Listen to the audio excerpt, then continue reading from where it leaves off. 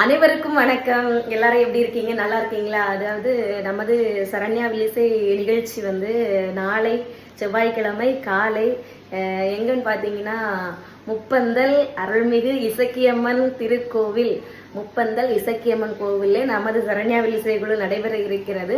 காலையில் 9 மணிக்கு ஆரம்பிச்சு மதிய பூஜையோடு முடியும். ஒரு நேர நிகழ்ச்சி தான். முப்பந்தல் இசக்கியம்மன் கோவில்னாலே நிறைய பேருக்கு தெரியாமல் இருக்காது, நிறைய பேருக்கு தெரிஞ்சிருக்கும்.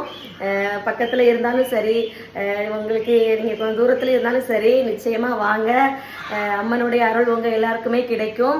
அது மட்டும் இல்லாமல் லைவ் வந்து போட முடியுமான்னு கேட்டிங்கன்னா முடிஞ்சால் போடுறோம், போடாமல் இருக்க மாட்டேன். முப்பந்தல் இசக்கியம்மன் கோவிலுக்கு வந்து அந்த வழியாக நாங்கள் ப்ரோக்ராம் போனோன்னா எப்போவுமே சாமி கும்பிடுவோம்.